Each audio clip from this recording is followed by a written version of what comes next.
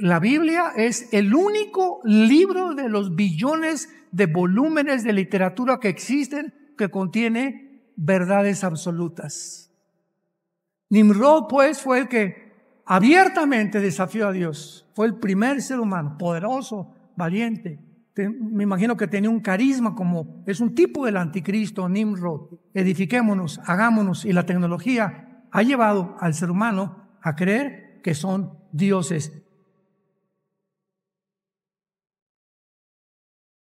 Abran sus Biblias en el capítulo 17 del Apocalipsis, que ya lo cubrimos en la segunda conferencia completamente, explicando a la gran ramera que se menciona aquí.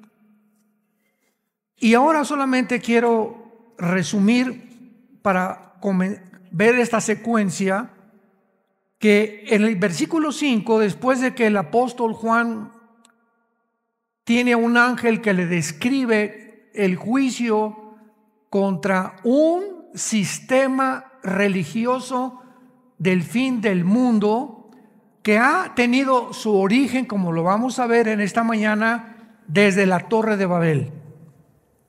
Desde la Torre de Babel se establecieron los fundamentos o los principios que han transcurrido por todos los siglos, por todas las generaciones. Y este misterio babilónico, Satanás lo infiltró en casi todas las sociedades secretas, como los Rosacruces, los Caballeros Templarios, masonería, Illuminati. Todo eso lo vamos a ver, porque todas estas sociedades secretas de alguna forma tienen su origen en Babilonia. Y vemos que a través de toda la historia hay un principio inequívoco y clarísimo, un común denominador, que es: todos los faraones, todos los césares, todos los dictadores, todos los gobernantes a través de la historia han querido o se han creído ser dioses. Y ahí acabamos, ahí acabó el mundo. El señor que dirige el Foro Económico Mundial actualmente, un alemán, se llama Klaus Schwab. Vean, métanse ustedes al internet, esto es del dominio público. Dice que vamos a mejorar al ser humano, que Cristo no existe, que fue un mito, que son mentiras, y que ahora la verdad no puede ser verdad, sino lo que tú percibes como verdad. Y si tú una verdad que es verdad no es verdad para ti, entonces es relativismo. O sea, en otras palabras, vivimos en un mundo babilónico, porque de ahí viene la palabra confusión. Nunca la ciencia, la filosofía, las religiones, la política, la cultura, la moral se habían confundido tanto como en el siglo XXI, en el que nosotros supuestamente hemos llegado a la cumbre, a la cúspide, al pináculo de los descubrimientos científicos, tecnológicos, genéticos, etcétera, etcétera. Y mientras más alto escalamos la tecnología y la ciencia, más bajo el ser humano se hunde en su moral. Vean ustedes esta discrepancia. ¿De qué forma, mientras el ser humano sube más y más y más se enaltece, más se enorgullece, más se ensoberbece, hasta llegar al punto de creer que vamos a alcanzar un programa, porque supuestamente viene de la teoría de la evolución? Como somos amibas y estamos en un proceso evolutivo, pues llegó el momento en un mejoramiento para poder, escuchen esto, decirle a la muerte una enfermedad. Dentro de la agenda del transhumanismo se encuentra esto establecido, que la muerte es una enfermedad. En otras palabras, la podemos conquistar y va a llegar el momento en que seamos inmortales. Por nosotros mismos, desde luego, no por medio de la resurrección de los muertos, como lo establece la Biblia. Pero me van siguiendo al punto en que se encuentra el mundo, un mundo caótico, un mundo confundido, un mundo donde creemos que podemos nosotros, mediante la tecnología y mediante algoritmos, y mediante la inteligencia artificial mejorar al ser humano para que el ser humano pueda ahora tener un chip que se le injerte vía intravenosa y que llegue al cerebro y que sus pensamientos, síganme con cuidado, se suban a la nube. Y cuando estén guardados en la nube, poder tener un programa para que entonces el ser humano, en lugar de que vayas a la escuela a aprender chino en 5 años o inglés, lo puedas aprender, ¿verdad?, en un programa que se te injerta en el cerebro en 3 o 4 horas. Todo esto forma parte no de lo que se llama ciencia. Yo no le puedo llamar ciencia a todo esto, le llamo ciencia ficción, porque es lo que es. No tiene nada de científico, porque no está basado más que en filosofías, especulaciones, hipótesis, sueños, ideas, esperanzas, marihuanas. En Apocalipsis 17 se describe a este sistema religioso y ocupa 2 capítulos del final de la Biblia, la Babilonia. Y encontramos en el capítulo 17 a la Babilonia religiosa y en el capítulo 18 a la Babilonia comercial. Ahora, esto es muy importante. No podemos nosotros en la Biblia espiritualizar regiones geográficas cuando la Biblia ubica a Babilonia junto al río Éufrates. Y cuando dice la Biblia que está junto al río Éufrates, Babilonia, y cuando escuchamos, por ejemplo, en el capítulo 50 y 51 de Jeremías, que dice Dios a Jeremías: he aquí el juicio contra los que están en la tierra de Sinar, contra la tierra de los caldeos. Inmediatamente ubicamos que Irak, lo que es la nación de Irak ahorita, ahí se encontraba a 80 kilómetros de Bagdad, junto al río Éufrates, Babilonia, la ciudad de Babilonia, el imperio de Nabucodonosor. Entonces no podemos decir que Babilonia es Estados Unidos o que Babilonia es esta parte del mundo, etcétera, etcétera, porque la Biblia no nos ofrece esta determinación nuestra, que nos adjudiquemos a nuestro criterio y perspectiva personal qué cosa es Babilonia. El capítulo 17 ubica a Babilonia, versículo 18, como una ciudad. Es el Espíritu Santo el que nos interpreta y nos dice quién es esta gran ramera. Y la mujer que has visto es la gran ciudad que reina sobre los reyes de la tierra. ¿Cuándo fue escrito el Apocalipsis? Hace 2000 años. Cuando Juan escribe el Apocalipsis, ¿qué ciudad gobernaba el mundo? Roma. No dice es la ciudad que será. El original griego en el versículo 18 está en presente continuo. Es la ciudad que reina, que está actualmente reinando, gobernando el mundo. Entonces comenzamos a despejar incógnitas. Este sistema religioso que se está ya conformando y se establecieron los primeros fundamentos hace menos de un mes.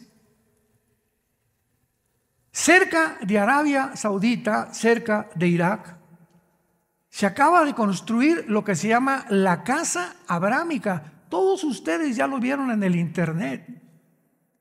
¿Qué cosa es esto? Escuchen, construyeron un edificio para la iglesia romana, otro edificio para la iglesia del Islam o los musulmanes y otro edificio para la iglesia de los judíos, del judaísmo. Las 3 construcciones para juntar a las religiones, a estas 3 religiones en una, y orar unos por otros, que se oye muy bonito. Y todas estas construcciones es con el propósito que tuvo hace muchos años, en los 90s, el Papa Juan Pablo II, que fue el que puso la primera piedra para lo que se conoce como el ecumenismo. Cuando tú oigas la palabra ecuménico, significa la unión de todas las religiones. Juan Pablo II en una ciudad de Italia reunió a brujos, hechiceros, mormones, hindúes, musulmanes, católicos y protestantes o pastores protestantes apóstatas. Porque como dice la Biblia, ¿cómo podemos andar dos juntos si no estuviéramos de acuerdo? Y en esta ciudad el Papa Juan Pablo II lanzó la primera convocatoria mundial para una religión mundial. Y siempre con la bandera, vuelvo a repetir, todos tienen que ser una cortina de humo. Nunca las cosas que oímos son como son. Siempre hay detrás una gran mentira en todo lo que está pasando en el mundo, con la cortina de humo de busquemos la paz. Y se oye muy bonito. A ver, señor hindú, usted y yo vamos a rezar al mismo Dios. Espérame tantito. Oye, si tú eres hindú, discúlpame con mucho respeto, tú tienes 6 millones de dioses. ¿A cuál le oramos? Vengo con un musulmán, tu Dios es Alá. Alá no es el Jehová de la Biblia. Alá es el que supuestamente le dio la revelación a Mahoma cuando tenía ataques de epilepsia entre los 10 y los 12 años de edad en una cueva, y de ahí salió el libro del Corán, donde si te lees la mitad del libro del Corán, es un libro que dice maten a judíos y maten a cristianos. Jesucristo no fue un profeta, ni murió por los pecados. ¿Cómo puedo estar de acuerdo con él? Voy con otra religión, ¿verdad? Voy con los budistas. Oye, pero tú eres budista, sí. Es que el budismo es ateo. ¿Cómo? Pero si está clasificado dentro de las religiones del mundo. El ateísmo es una religión. Ya estamos despejando muchísimas incógnitas de los medios de comunicación y los politólogos que no han entendido que es una religión. El budismo es una religión atea porque no creen en ningún Dios. Nunca Buda llegó a nadie a guiarlos a orar a Dios. Al morir le dijo a los discípulos Buda, 300 años antes de Cristo, busquen la verdad, yo no soy la verdad. Era un príncipe Buda, Gautama Buda, que salió del palacio, que quería conocer el mundo y la razón del sufrimiento, que nunca lo encontró. Y ahí nació el budismo, pero el budista no le reza a nadie. Entonces nos encontramos en un mundo tan confundido, y entonces tomaron al cristianismo y lo metieron dentro del molde de las religiones, sin saber ni entender hasta la fecha, ni periodistas, ni politólogos, ni políticos, ni geólogos, ni literatos, ni editores, sin saber que el cristianismo no es una religión. El cristianismo es una relación personal con alguien que resucitó de entre los muertos. Es una relación viva, orgánica, real, que nadie tiene. El budista no tiene una relación con Mahoma, o con Buda. Los musulmanes no tienen una relación personal con Allah. Solamente se hincan, levantan, etcétera, etcétera, pero no tienen una relación con él, no saben que está vivo y que no le oran a él personalmente. Los hindúes más, millones de dioses. Estamos nosotros ante un mundo completamente babilónico, confundido. Y Jesucristo dijo estas palabras: yo soy el camino. Cualquier otro camino que tú tengas en la vida, hay caminos que parecen derechos, pero su fin es camino de muerte. Vengo a decirte que no solamente yo soy el camino donde tú debes de caminar, yo soy la verdad. ¿Qué significa que un hombre se haya atrevido no a decirnos, les vengo a predicar la verdad, o soy una de las verdades, sino que Él se atribuye que Él es personalmente la verdad. Y cuando escuchamos, yo recuerdo, estuve en la Facultad de Filosofía y Letras en la UNAM, en los 80s más o menos, me invitaron a dar una conferencia a los estudiantes de filosofía. Y una de las preguntas que les hice fue: ¿alguno de ustedes que estudian filosofía me pudieran decir o definir qué es la verdad? Y hasta los mismos maestros comenzaron a voltearse unos con otros. Bueno, es que también hay que entender algo, me dijo un estudiante bastante inteligente. Me llamaban profesor Alducin. Mire, profesor, aunque no era profesor, ¿verdad? Ya era pastor. Pero yo le dije: anúnciame como profesor, porque van a decir que soy pastor de ovejas o pastor de chivos o de vacas. Porque todavía en ese tiempo decías pastor y no sabían que era un pastor de veras. Así era México y Latinoamérica. Entonces me dice: bueno, profesor, me dice, es que para usted una verdad puede ser de usted y yo tengo otra verdad.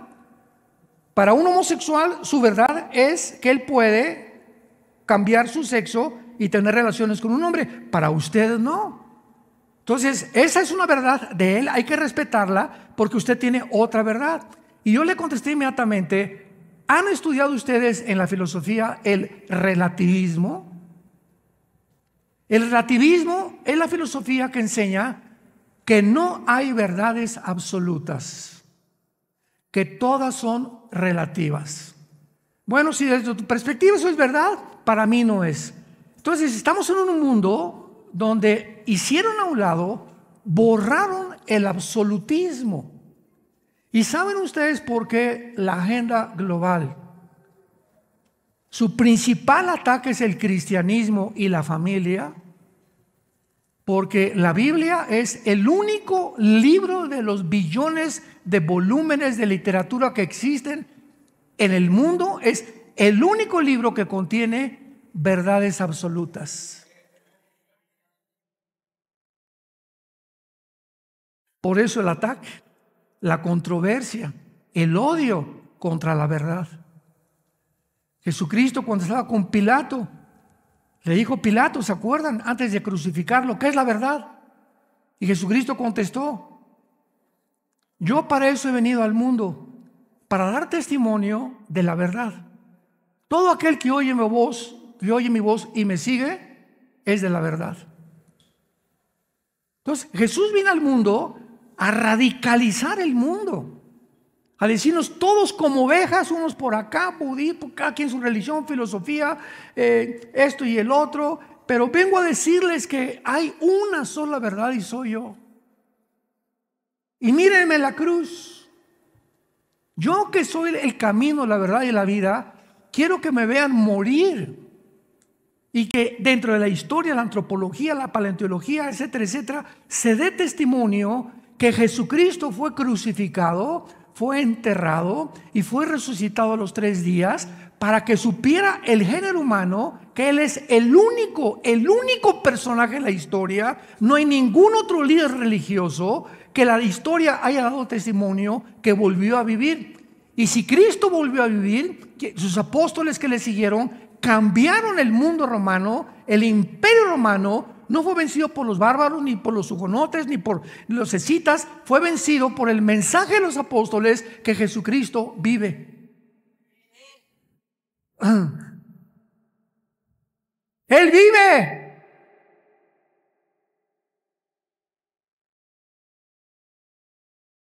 Si no hubiera sido por eso, si Cristo no se hubiera levantado de los muertos, ¿qué seguridad tendríamos algún ser humano?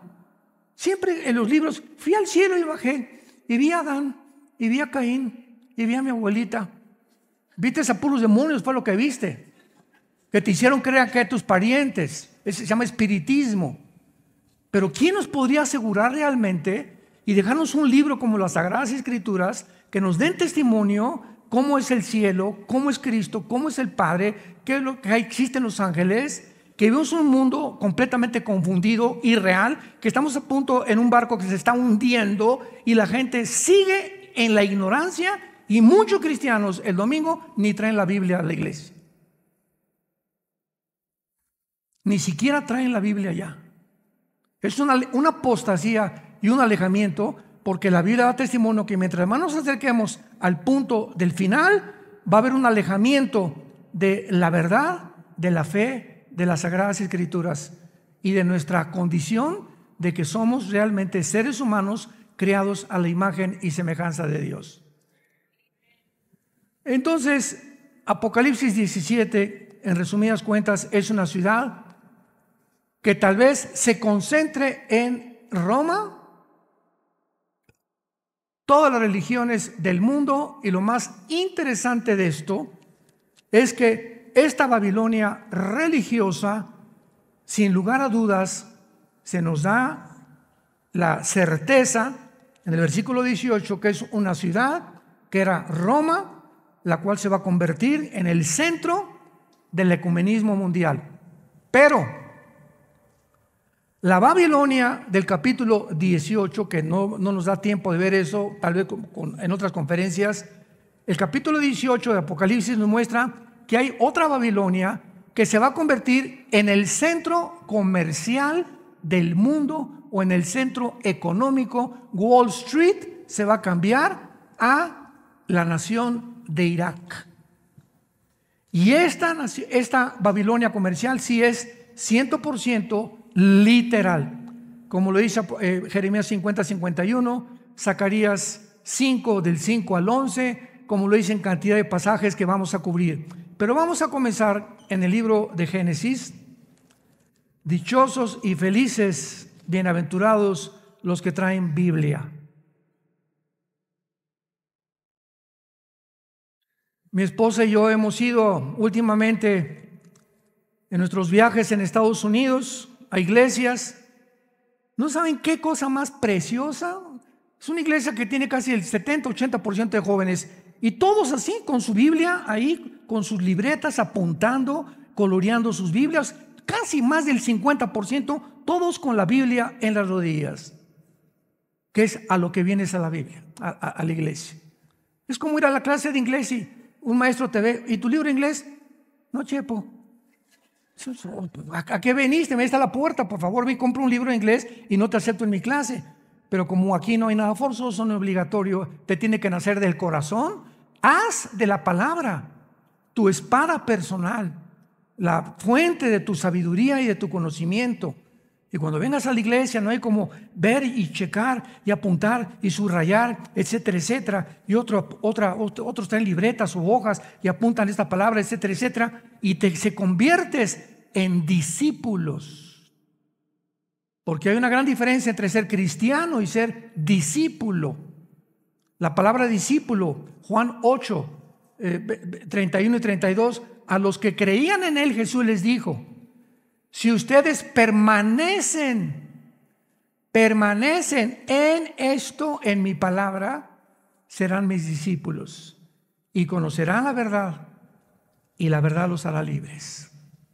Entonces hay cantidad de cristianos de nombre nada más, y muchos hasta el Calimán traen el domingo ahí, o están viendo en su DC telenovelas o TikTok, etcétera, etcétera. Todo lo que menos les interesa es llegar y abrir tu espíritu, tu alma. Espíritu Santo, háblame. Hay áreas en mi vida que te necesito sabiduría para mis hijos, para mi matrimonio, para mi trabajo, para vivir, para tomar decisiones, Señor. Y cuando Dios ve esa alma abierta, entonces comienzas a decir: ¿cómo supo el pastor que yo necesitaba esto? O estaban hablando de mí, alguien le dijo de mí, ¿verdad? No es así. El Espíritu Santo sabe la necesidad de cada uno de ustedes que están presentes aquí y los millones que puedan estar conectados ahorita con estas conferencias. Él sabe perfectamente lo que tú necesitas, pero tú tienes que venir abierto a la palabra de Dios. Muy bien, veamos en primer lugar en el libro del Génesis capítulo 10, el inicio de Babel. ¿Quién fue el primer líder de Babel, que después se convirtió en Babilonia? Y dice el capítulo 10, y siempre tenemos que rastrear el origen para encontrar la razón de ser de lo que sucede, de lo que estudiamos o de lo que vemos. En el capítulo 10 del Génesis dice la Biblia, versículo 7, esto es importante, los hijos de Cus, ¿ya saben quién fue Cus? Uno de los 3 hijos de Noé. ¿Se acuerdan?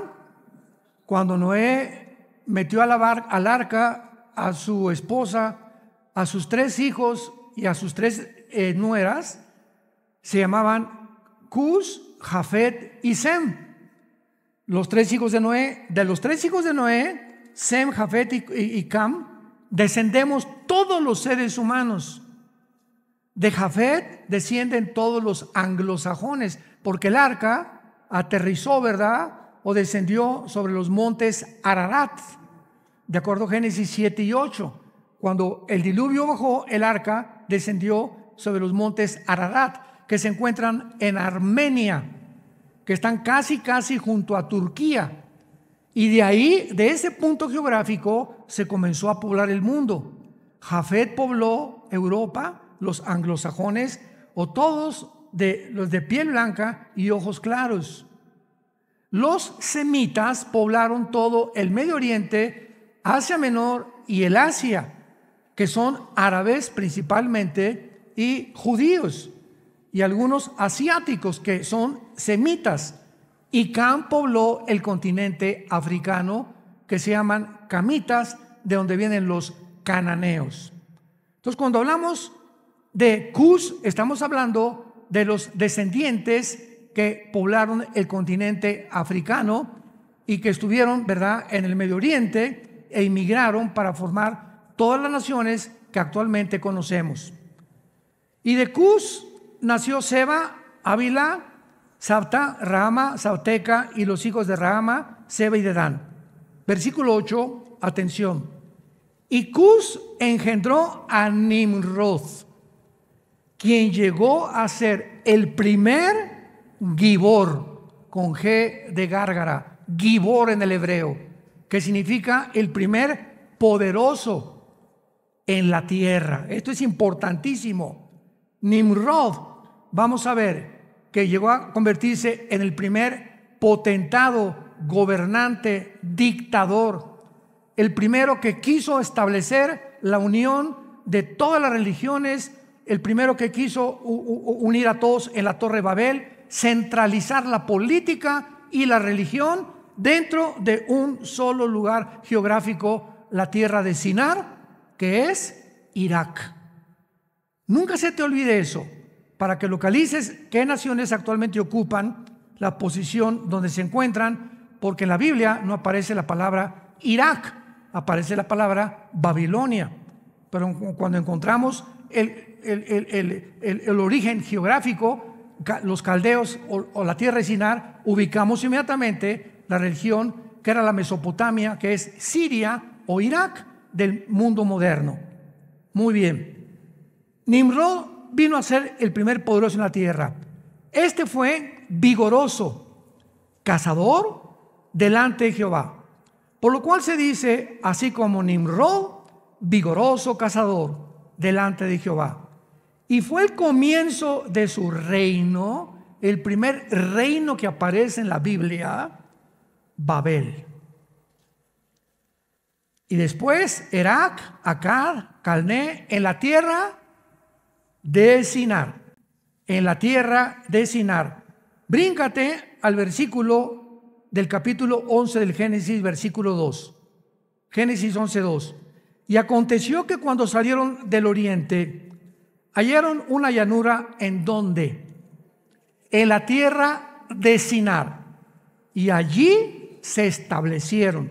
Ahorita vamos a pasar al capítulo 11, pero ya estamos ligando que Nimrod ubica Babel en la tierra de Sinar, y fue en el mismo lugar geográfico donde él puso la primera ciudad, que después fue Babilonia, donde se juntaron los hombres por primera vez para tratar de abortar, de distorsionar el plan original de Dios. Cuando acabó el diluvio, Génesis 7 y 8, el capítulo 9, Dios le dice a Noé, multiplíquense, dispérsense, propáguense por todo el mundo, llenen la tierra y tengan hijos y tengan familias. Acabando el diluvio. Estamos hablando 1500 años después de Adán. De Adán a Noé hubo como 1550 años. 350 o 400 años después del diluvio nació Abraham. Y lo vamos a entender por qué.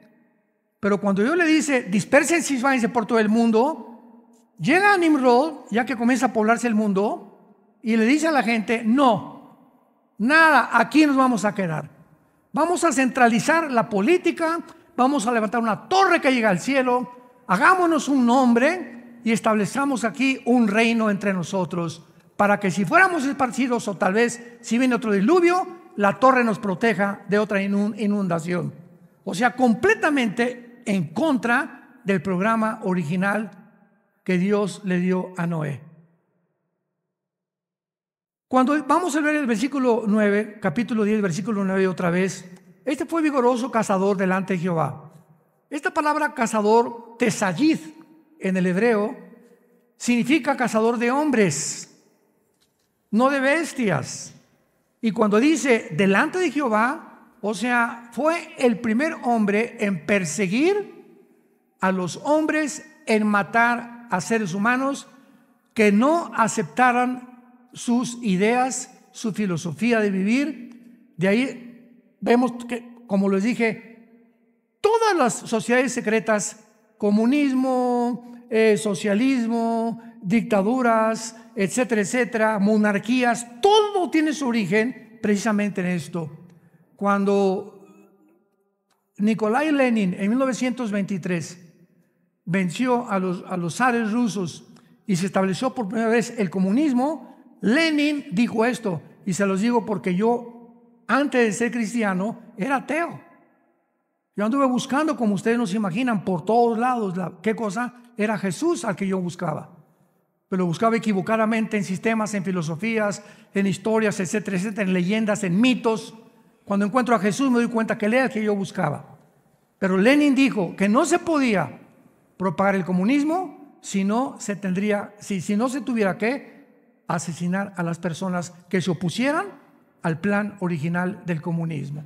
Y desde entonces, todo el siglo XX nos da testimonio que todas las naciones comunistas, como Stalin, Rusia, ¿verdad?, etcétera, etcétera, y los fascistas, Mussolini, Hitler, etcétera, etcétera, todos tenían que asesinar a toda la población que estuviera en contra de sus ideas. Esto es lo que se llama establecer una dictadura, un totalitarismo de los gobernantes. Ahora yo soy el rey de reyes, el papucho de papuchos. El que no esté de acuerdo conmigo, a la horca y al paredón. Este fue el primer hombre, y esto nos da la idea de cómo el ADN humano se comenzó a forjar. Los hombres comenzaron a transmitir en los genes que no eran cristianos, que fueron en contra de los planes de Dios, hasta el siglo XXI que nos encontramos. ¿Cuál es el plan ahorita? ¿Cuál es el plan de la agenda global? Eliminar la población, reducir la población. Bill Gates lo dijo en la televisión en el 2015, ahí están los videos. No se puede mejorar el mundo si no se reduce la población. Y hay una agenda especial tratando de ver de qué forma eliminan más seres humanos con una cortina de humo. Pero están convencidos la élite que actualmente está gobernando el mundo, que se tiene que reducir la población a más de 3,000 millones de seres humanos. Tenemos que morir para que la agenda de ellos prospere y puedan, mientras menos gente, más fácil de controlar al mundo. Que vamos a encontrar que es el plan del secreto de Babilonia. Todo tiene un origen en lo que pasa. Los acontecimientos y los eventos que están a nuestro alrededor no son cosas aisladas. No, júntate todas las, como dicen en inglés, los dots, las piezas del rompecabezas, y cuando las juntes, esto que pasó, y la pandemia, y las vacunas, y la agencia global, y esto y el otro, y comenzamos a juntar todo y nos damos cuenta que es y forma parte de un plan satánico de hace casi 4,500 años. Virgen del Socorro. Y mientras nosotros, los cristianos, no estemos conscientes de que hay dos opciones para ti para vivir actualmente, si te llamas cristiano. Una, vivir bajo el miedo, bajo el pánico, bajo la desconfianza, la inseguridad. ¿Y si se muere mi esposo? ¿Y si se muere mi hijo? ¿Y si el peso cae? ¿Y si el dólar cae? ¿Y si el petróleo no sube? Etcétera, etcétera. Y la tercera guerra mundial. Tú puedes vivir y encerrarte ahí en esa cárcel. O puedes, por el otro lado, tratar de entender que todo lo que está pasando en el mundo está aquí. Y que Jesucristo nos dijo antes de morir: he aquí les digo estas cosas para que cuando sucedan se acuerden que yo se los dije con anticipación. Vendrán guerras, rumores de guerras, pestes, problemas cósmicos en el aire, etcétera, etcétera. La gente se volverá los padres contra los hijos contra los padres. Llegaremos a una apostasía no solamente de la fe, sino un abandono completamente del estado original en que Dios nos creó. Hemos llegado al punto en que el hombre no es hombre, es mujer, la mujer no es mujer, es hombre. A ese punto hemos llegado y la gente no se da cuenta. Y si no te das cuenta, el ambiente, el medio ambiente que está a nuestro alrededor, vives en el limbo. Vives, ahora sí que en el programa ese que están desarrollando, ¿verdad? Mark Zuckerberg, el de Facebook. Vivir un mundo irreal que te pones unas cosas aquí, unos anteojos y te transportas. Estoy en Cancún, estoy con esta muchacha, soy rico, y comenzamos a huir de la realidad. Y ¿saben ustedes cómo se define a una persona psicológicamente inestable? Son las personas que no viven en la realidad. Siempre viven en Alicia, el País de las Maravillas, en Robin Hood, en Pinocho, en sueños marihuanos. Así les llamo yo. Están como está la humanidad, como dice en Apocalipsis 17, están embriagados por el vino de la fornicación de Babilonia, del espiritualismo que existe a nuestro alrededor, que está tratando de llevarnos al precipicio, a que te mueras sin haber conocido la verdad. Pancho nació en las tinieblas, vivió en las tinieblas, Pancho, y murió en las tinieblas. La vida de Pancho no fue igual a una vaca, no fue igual a un conejo ni a un perro. Pancho trabajó, estudió y se levantaba, iba al trabajo, estudiaba, regresaba en la noche, roncaba como camello, se levantaba en la mañana y toda su vida fue esa rutina: trabajar, comer, dormir. ¿Para qué? Pues para hacer dinero, para comprar una casita, para tener más dinero. Y cuando Pancho encontró mucho más dinero, descubrió que eso no era lo que buscaba. Ahí encontró que no está la felicidad, ni tampoco la razón de ser en tener demasiado dinero. Y eso es lo que la gente está soñando. ¿Qué carrera sueñas? Una que deje dinero. No, si yo tuviera un Cadillac, si yo tuviera esto, si tuviera esta casa, si tuviera por aquí, por allá. No, los ricos son esto, los pobres dicen, si nosotros quisiéramos, ustedes son los que nos han hecho vivir como vivimos. Tenemos que darle un golpe de Estado, quitar ese presidente, quitar ese gobierno, para que el proletariado quite la burguesía y la burguesía comience a ser sucumbida. Y el gobierno del proletariado, que fue el sueño marihuano de Carlos Marx. Yo lo veo tan claro ahora, pobre hombre, ¿verdad? Creía que la lucha social entre dos clases era el resultado del problema humano. Soy Sigmund Freud, el médico vienés y psicólogo. ¿Qué dijo Freud? No, el problema del ser humano está en la infancia, en la sexualidad infantil. Y comenzó a tratar de hipnotizar a sus pacientes neurasténicos para traerlos de la conciencia a la inconsciencia, al subconsciente, y hipnotizados tratar de ayudar en su subconsciente, mejorarlos, y al regresar a su consciente pudieran mejorar. ¿De cuál fumó Freud? El padre de la psicología, Virgen de la Macarena. Y ahora, si quieres un libro de psicología, está en la Biblia. ¿Quién es el que mejor los conoce sino Dios? Entonces, decir que el problema humano está en la psique, en la mente, te equivocaste, Sigmund Freud. El problema humano es más profundo que la mente, está en el espíritu. El problema del ser humano es espiritual, no es psíquico. Porque tú como psicólogo le puedes decir a una persona, mira, Panchita, tú eres así porque te violaron de niña, porque tu papá fue esto y estás traumada, te creciste en un orfanatorio y por eso eres una delincuente, o por eso caíste en las drogas, o por eso eres un asesino a los 18 o 20 años de edad. Ok, señor psicólogo, ya entendí por qué soy. ¿Y ahora qué hago para curarme? Te voy a dar unos chochos. El 99% de los pacientes que están en hospitales psiquiátricos los controlan por medio de pastillas tranquilizantes. Un ser humano no puede cambiar a otro ser humano, ni la medicina la tenemos nosotros. La medicina es la sangre de Jesucristo.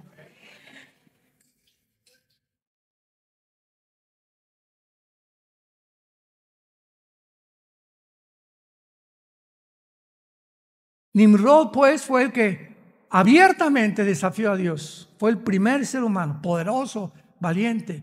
Me imagino que tenía un carisma, como es un tipo del anticristo, Nimrod. Y brincamos rápidamente a Génesis 11 para terminar y veamos lo que Nimrod hizo. Y la estrategia siempre hay que ver detrás de todo al mundo de las tinieblas o al mundo espiritual de Dios, porque no hay nada que suceda en el mundo sin que poderes cósmicos invisibles estén manejando los eventos que suceden en el mundo. Tenía entonces la tierra una sola lengua y unas mismas palabras. Y aconteció que cuando salieron de oriente hallaron una llanura en la tierra de Sinar. Ponle ahí Irak, para que siempre sepas dónde geográficamente nos encontramos. Y se establecieron allí. Y se dijeron unos a otros, vamos, hagamos ladrillo y cozámoslo con fuego. Y les sirvió ladrillo en lugar de piedra y el asfalto en lugar de mezcla. Y dijeron, vamos, edifiquémonos una ciudad y una torre, cuya cúspide llegue al cielo. Y hagámonos un nombre por si fuéramos esparcidos sobre la faz de la tierra. Vemos inmediatamente la primera intención que había en este grupo de personas dirigidas por Nimrod, que todas estas ideas eran por si acaso seguimos los mandamientos del Dios que salvó a Noé y a su familia. No queremos centralizarnos ahora en un solo lugar. Es exactamente la misma idea de la actual agenda global o el globalismo que estamos viviendo. ¿Por qué ahora, detrás del Foro Económico Mundial y de la agenda global, existe la idea de un solo gobierno y una sola religión? ¿Por qué la Biblia? Qué interesante es esto. ¿Por qué la Biblia, en las últimas páginas de la Biblia, se profetizó hace 2000 años que vendría un hombre llamado el Anticristo para establecer un solo gobierno y una sola religión? Hace 2000 años.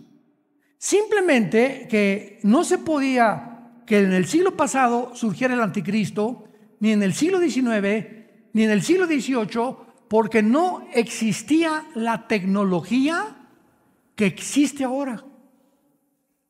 Y ahora con las computadoras y el chip y todo este borlote que hemos descubierto y han diseñado, etcétera, etcétera, está capacitando para que el ser humano, por primera vez en la historia, por la tecnología que existe, un solo hombre ahora pueda gobernar el mundo entero a través de las computadoras, a través de los chips, a través de las marcas, a través de la biometría.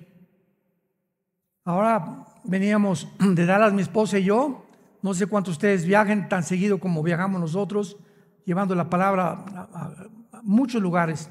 Llegas al aeropuerto, ahí estás en Dallas, ya listos para abordar el vuelo 777. Muy bien. Entonces, antes pasabas, ¿verdad? Y tu pasaporte o tu pase de abordar. Ahora no, ahora pasas y hay una cámara. Y nada más te dicen que te pasas ante la cámara y ahí te ves la cara que tienes y una palomita verde y te dice la persona, pásele. Ya no necesitas enseñar el pasaporte ni el pase de abordar. Esa cámara, yo le pregunté, ¿quién me retrató?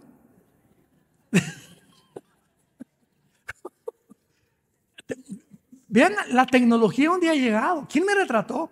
Me dice mi esposa, no seas burro.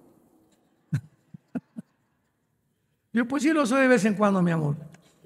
Pero vean ustedes eso, ¿no? En China, en todas las calles hay cámaras y a través de las cámaras y los centros donde se concentran las computadoras, marcan inmediatamente las computadoras qué rostros los busca la policía. ¿Quiénes son extranjeros? Ahora eso no es todo. Cuando llegamos de otro lugar al aeropuerto de Dallas, ya para llegar a Dallas, ya ven que todos con el pasaporte y pasa con la gente de inmigración y tiene que checar, tiene una computadora, etcétera, etcétera. Ahora ya no. Ahora ya llegas al aeropuerto y hay una maquinita que no tienes que meter el pasaporte ni nada. Otra vez aprietas un botón y te toma una foto y te dice prosiga. Entonces, al llegar con la gente de inmigración, ¿usted es Armando? Sí, pásele. Así de fácil la situación. La forma como ha evolucionado la tecnología. Es imposible ya falsificar pasaportes. Ahora es tu rostro el que determina claramente quién eres en el mundo entero. A ese punto hemos llegado los seres humanos. Y esta tecnología es la que ha hecho propicio el surgimiento del futuro dictador mundial que se llama el anticristo. Y lo dice claramente para terminar las aspiraciones de estos hombres en la Torre de Babel. Edifiquémonos una ciudad, o sea, levantemos un mundo mucho mejor, sin Dios, con la tecnología y la genética. Vamos a tratar de mezclar perros con seres humanos y seres humanos por aquí por allá. Ahora hay una técnica que se llama el CRISP, CHRISP, CRISP en la genética, es lo último que hay. ¿Qué es el CRISP? Que una persona, por ejemplo, que tiene fibrosis cística, que es una enfermedad que es como almacenando agua en los pulmones y se mueren porque los pulmones les estallan, es un gen, nada más un gen el que produce la fibrosis cística. Pues ahora con la nueva tecnología del CRISP, así le llaman o dentro del genoma, cortan el gen, ¿verdad? Y si le falta ese gen, agarran otro gen de otra persona, sacan uno y le incrustan ese gen para poder mejorar a esa persona que no se muera de fibrosis quística. Y hasta este momento nos parece todo, caray, si así fuera, qué maravilla, ¿verdad? ¿Cómo ha progresado la ciencia? Esa es la cortina de humo. Pero detrás de esto están tratando de alterar nuestros genes. Y han llegado al punto que ya pueden sacarte un gen, introducirte otros, cortarlos como si fuera algo que estás fabricando, y están comenzando a fabricar super bebés a través de la técnica del CRISP. Este es el mundo que llegamos. Edifiquémonos, hagámonos, y la tecnología ha llevado al ser humano a creer que son dioses. Y finalmente dice, hagámonos un nombre. Todos los seres humanos tienen ganas de ser reconocidos. Pintores, deportistas, políticos, cantantes, tenistas, futbolistas, hagámonos, quiero que me conozcan, quiero que sepan de mí. Por eso tengo mi red social. Por favor, márcale aquí para que me sigan. No se les olvide seguirme, mientras más suscriptores todo, y se desata una guerra interna mental entre nosotros de competencia. ¿Quién tiene más seguidores? Imaginémonos al punto que hemos llegado. Y el momento en que ya llegué ya a los 25,000, llegué a los 100,000, ¿y qué? ¿Y qué? Cara de aguacate. ¿Qué hayas llegado a eso? O sea, eso es tu aspiración. ¿Eso te hace feliz?